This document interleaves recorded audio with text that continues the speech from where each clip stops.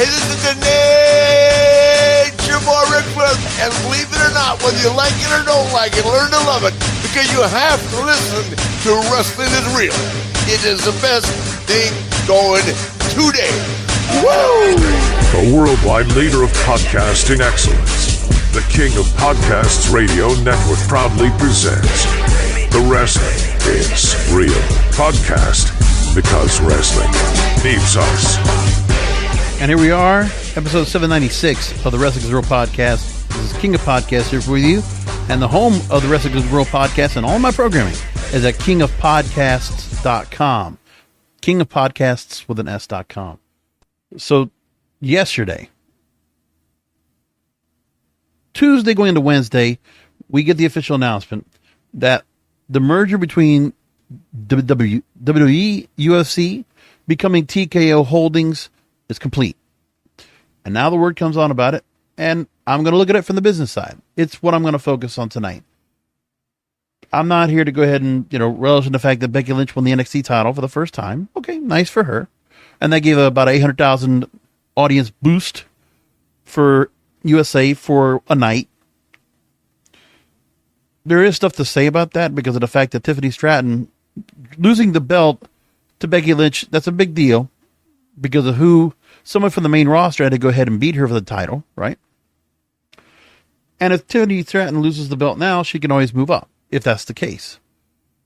And then Nia Jax coming back and having another botch-up match. Okay, we can talk about that too. But am I going to? Do I have a lot to say about it? No. All those other podcasts can do that. And that's fine. I want to talk about the business that is at hand now with what makes pro wrestling now be taken seriously. The most serious deal ever. Listen, compared to the deal when WCW was part of the AOL Time Warner merger and how much of a difference that was.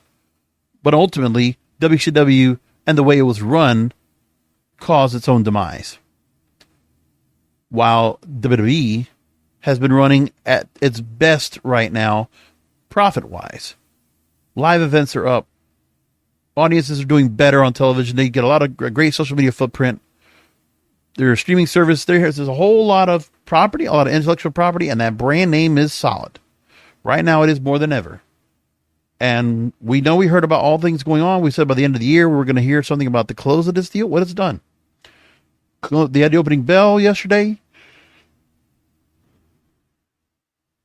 And TKO Group Holdings now is being traded on the New York Stock Exchange. It's a legit publicly traded company. Here we are. Amazing. And so CNBC talked to Ari Emanuel, and I don't know who the other person is right here. I want to say, Mark Shapiro, I believe, who's the CEO with Endeavor. As we heard, Endeavor was originally the company, which is this large media conglomerate agency that was able to go ahead and buy into the UFC several years ago and then get into WWE right now. So let's go and hear what they say and just kind of take track as to what they're learning from all this coming up. Joining me now is Endeavor CEO Ari Emanuel, COO Mark Shapiro, discussing in part the new company and their new roles. Talk about synergies. Maybe that's your area. I don't know. Because that was one of the reasons why I think WWE gravitated towards your offer. You talked about 50 to 100 million when you announced the deal. Jessica Reif Ehrlich in her note thinks it could be 200 million. Is that accurate? Well, I think there's we had a range of 50 to 100 with regard to back office and costs. We're on our way to kind of doing that. We did that with the UFC. We are on our way here. There's also savings as it relates on the production side because of their production facility, our production facility at the UFC. This is a pure play sports play. There's nothing more important than sports content and live events. We do 350 live events with production. We have a billion in fan base. The global reach of both is incredible, and you can't underestimate the value of TV rights domestically and internationally. Now, they show a graphic on the CNBC interview where 350 plus annual events, over 180 countries covered by WWE and UFC, 1 billion global fans plus 1 billion social media followers. It's a major thing that they did. I mean, it's a large company, and so far UFC has done pretty well. to last the fact that they haven't had that major star power, but they've had the broadcasting deals. They've been very stable and solid throughout their time being held by Endeavor. And so this right here makes it even more so. And also the sponsorship for that. And I think the other thing that this does, in addition to just cost savings, it enables us to kind of have a pure play and people look at EDR properly, where, you know, we have actually some data points last week. Keurig investing in CAA at 13, 15 times. Right. Formula One buying Quint for 15 times, which is an experiential company. You know, without UFC inside EDR, everything's valued at a little bit less. I think it will give everybody a pure play there also. Right. And both companies have about less than 3 times leverage. Are you going to get that down? I mean, this is a free cash flow generating company, right, Mark? Both companies will be a juggernaut in that respect. I mean, free cash flow conversion at TKO will be around 61%. And of course, Endeavor will be strong. I mean, remember, when this thing started, we were, 8 times levered, just about 8 times levered. And now we're below 3. So healthy balance sheet, scale, growth, profitability. Return of capital to Endeavor, which owns 51%. So what they're basically saying is that because of TKO Group Holdings, they're not going to be growing as big as they were when they just had the UFC. They're going to slow down a bit of growth, but growth is still going to exist. They're telling the stockholders, hey, buy in. It's a big play. It's obvious. Listen, they're not picking up a company that's wounded. WWE is in solid condition. Everything is on the upswing right now. The momentum is up for them as we speak. They've been able to build that up all this time. So as long as they've done that, that's where the right time. The timing was perfect for Ari Emanuel and Vince McMahon to meet up. And Nick Khan to set this up, I'm pretty sure. As soon as they did that, everything is done. And now we're set at this point where you're not going to have to worry about this anymore. It's all done and set up. Let's go and talk about what we learned here of what happens with all this. The official change of the merger. As it goes on to the merger, here's what we learned about. I'm going to take it from Business Wire. The official statement. Board of a leadership team right now of the company are all Endeavor employees. Ariel Emanuel is CEO and will continue to be CEO of Endeavor. Mark Shapiro, who will continue to be president and COO. Seth Krause, Chief Legal Officer. Andrew Schleimer, Chief Financial Officer. Nick Khan will still assume the role of president of WWE, which goes good for him. That's what he wants. And the board of directors will include Vince McMahon as executive chairman of the board and 11 members. So what happens with Vince McMahon right now in this case is he's more in the catbird seat of the entire company. Okay? It's not just the WWE right now. He's going to be helping into the long-term strategy, the big market strategy, right? The big plays that UFC and WWE are going to be doing. That's what Vince is going to do. He's going to be able to go ahead and leverage both to do something even bigger. So maybe some ideas from the WWE will actually be taken into UFC. That could very well happen. Some of the entrants, the way that I actually really think that something will happen is that with UFC, they might start taking more of those grandiose, even more grandiose entrances into the ring and really just more identification of the fighters going in. Maybe the way they present the show, but they're going to keep it still a combat sport that is not going to be scripted. It's still going to be a real combat sport that people are going to be betting on and go with that. So they got that all set up. And more into the information of this. It's an epic moment, Deadline.com says about this for McMahon, who built the company his father founded into a powerhouse, has been the face of the company for decades, as well as its biggest shareholder. The new company is now going to have an enterprise value of 21. That means they're actually, if someone wanted to go and buy it right now, to sell this new company, it's worth $21 billion. $21 billion. It'll have $2.5 billion in annual revenue already set in place, and over $1 billion in earnings before interest, taxes, depreciation, and amortization. That is still a lot. That's a lot of money they're still going to make for what they're going to get of all this. When they pay everything off, they're getting a nice chunk of cash afterwards, which works out for them. And Shapiro says that the plan for TKO to leverage Endeavor's expertise in domestic and international media rights, live events, global partnerships, licensing, and premium hospitality, that growth will be empowered by Endeavor and the flywheel that we have. This is where it comes in. Now, there's the deals that Nick Khan and Vince McMahon were able to go and do on their own. But now we should start hearing about a potential broadcasting rights deal coming in next. We already know that Fox is no longer in the picture. We're waiting on the TV rights next for what's going to happen to them.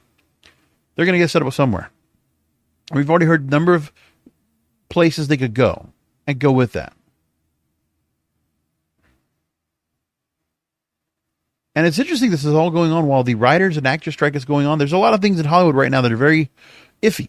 But Ari Emanuel and Mark Shapiro made it a point on CNBC saying that, listen, live sports and live events are very important for network, for cable, and for streaming in general. Because the advertising dollars, ad dollars still go to that. And the audiences still come to that. I mean, just look at what you get for football right now. It still gets a whole lot of numbers. No matter what. And at least this is all done before we start seeing the brunt of the real damage is going to be done right now with Monday Night Raw that's going to struggle against Monday Night Football. So already we saw that happening. And we're already in the AEW collisions already being affected by Saturday Night College games. Raw drew 1.353 million viewers. That's it. There's a big, more than 500,000 that before football was on was watching this show.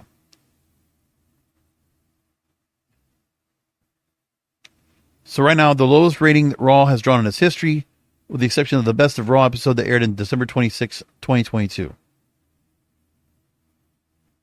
The Jets-Bills game was big, and ABC, ESPN, and I forget, ESPN2, they all had the game.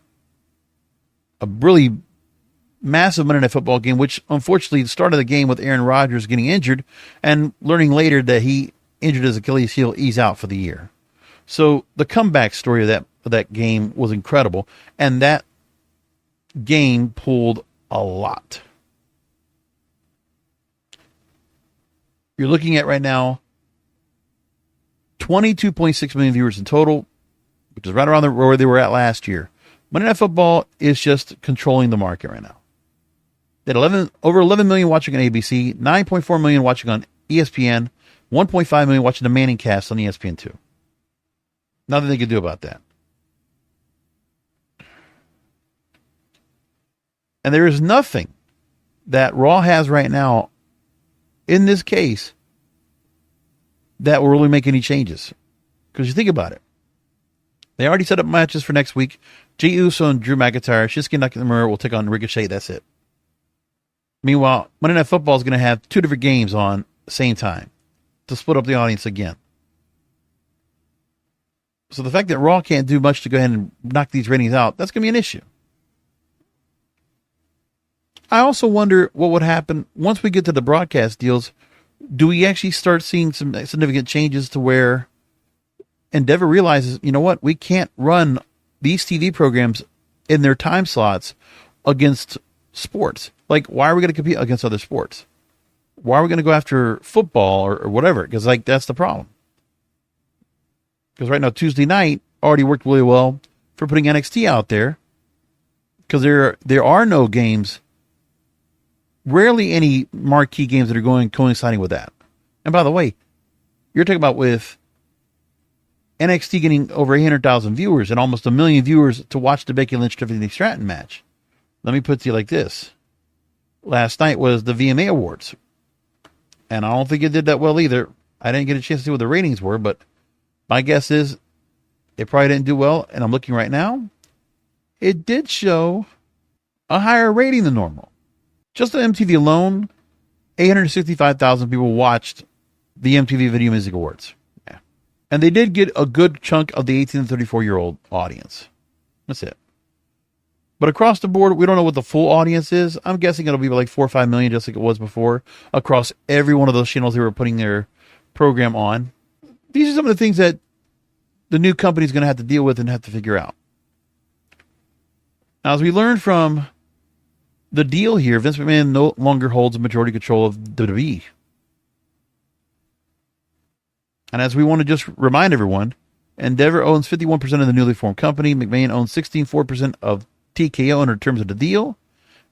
And Endeavor agreed to a deal to acquire a majority stake in the WWE in April. And the deal placed a $9.3 billion valuation. And then Endeavor agreed to spin off UFC and create this new company, TKO Holdings. And Ari Emanuel makes a very important point, saying that the creation makes an exciting new chapter for both leaders of global sports entertainment. While there have been ebbs and flows, Vince McMahon has found a way to stabilize WWE and ensure it remains top of the sport. The 90s challenge for WCW provided fierce competition, and AEW's ascent over the last decade has done the same, but the WWE is far and away the most valuable promotion on the planet. They correctly said. Oh, and by the way, Paul Levesque, Triple H, is still head of creative.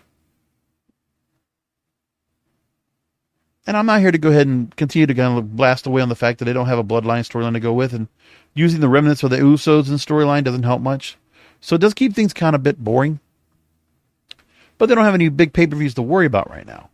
I mean, nothing until Survivor Series, at least. They do have their stuff in India they're doing right now, which is what they're going to be caring about the most. Not much more to that. I gotta tell you, it has been very much a point of seeing where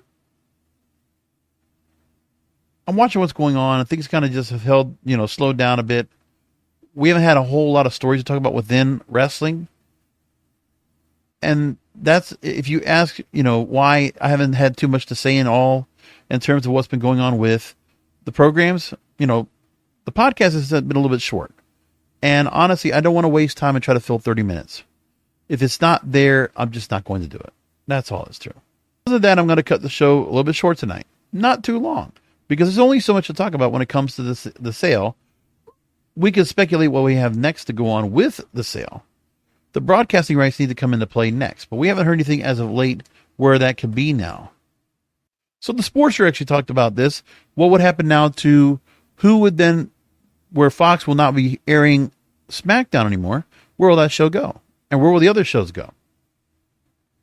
So now the new company is going to start the negotiations for new TV deals during football season. Disney and Amazon are the top contenders, reportedly. ABC or FX are also possible options if Disney acquires the rights. Now, they also think, if there's a change where SmackDown was moved to ABC, which I doubt that's going to happen, wouldn't be a major change, but a drop to FX or a change in the time slot could result in lower ratings, and AEW may benefit if SmackDown leaves Friday nights.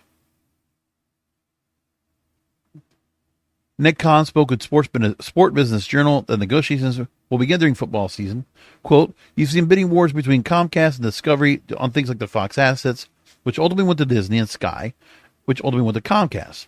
It does make one wonder how this might look down the road as both companies and as TKO enters these negotiations. We think ratings, relevancy, revenue for both properties are off the charts, and of course we always want to grow that." So Nick Khan, now the deal had to be done here with the merger, close it so it can be done. But now Nick Khan has more help on negotiations for next TV deal, which will be big, wherever that might be soon enough. Dave Meltzer makes a point about this in the Wrestling Observer newsletter. Says Disney being interested in SmackDown on Friday. The belief is Raw and NXT will stay both with USA. And although the WWE is looking for a huge increase in price for both of those shows, especially Raw, from $465 to $700 million a year. As far as SmackDown goes, time will tell. Fox is not going to go in for the $300, which is what WWE is trying to get out of SmackDown or more. And that Disney and Amazon are probably the two companies most in contention for it. If it's Disney, I brought up ABC or possibly FX. They're not married to Friday when it comes to SmackDown. They're on Friday because Fox wanted them on Friday. They'd been on Thursday. They'd been on basically on the night that the network owns the rights they wanted to be on. So which network will benefit the most of having this 2-hour slot filled every week? Is it going to be worth that? Like, are we at the point right now where, I mean, changes with right now with streaming, with television network and cable wise, the writers and actors strike that's going on right now, Hollywood is basically kind of shut down. And there has not been any move where there's a negotiation set in place for certain projects to go along. So less scripted programs on these networks, which can lead to more room for sports programming that is just more definitive and much more reliable. I don't know what they'll do, but there's just not a real steady answer for that. And that's the problem we have with us all here. And one of the things that everybody wants to go ahead and make a big point about is that, oh, well, Vince is no longer running the company. Which is fine to me. He still has a role in the company, the new company. But, I mean, sure, things could change. But Vince not having control of this anymore, for him, he just has more creative control over both brands. That's what it sounds like to me. Being in the role of the board of directors, executive chairman, his role is still going to be very poignant on both brands. But I think he's going to really add a big, larger view across the board. So I don't worry about that so much, and I'm not here to go and speculate what they're going to do next. More than I just think that the broadcast deals are going to be very important. We're going to get something that turned around pretty quickly now that the merger's done. That I'm pretty sure is going to happen. Before the end of the year, we're going to get the deals finalized. And honestly, right now, we just wait for wrestling to kind of like move along. That's it. Slow time in wrestling. Fine with me. I'm not overly into it, but the fact that I have a lot of sports to watch right now, college football, NFL, are consuming a lot of my time watching on TV, so I do watch that. But I still keep up. But it is the off season right now. So if the episodes are a little bit shorter, that's why. Just know that. And if you still want to hear more of me, yours truly, well, remember I have my other programs that I have. Depraved and Debaucherous. I do episodes every Tuesday going into Wednesday. So Tuesday nights. And then on Thursday nights, I do the Broadcasters Podcast. You can find all that right there. kingofpodcasts.com. That's where all my content is at. Whenever you want to listen in and find it. On social media, you can find all the social links on the website as well. Twitter, Facebook, Trends, Instagram, and other places. What else? TikTok, at King of Podcasts. And I hope you like some of the clips I've been putting out there on social media to give you a little taste of what's coming up on certain episodes that I just dropped. I'll be doing that more often as the show goes along. Until next week, come back for another Wrestling podcast because wrestling needs us.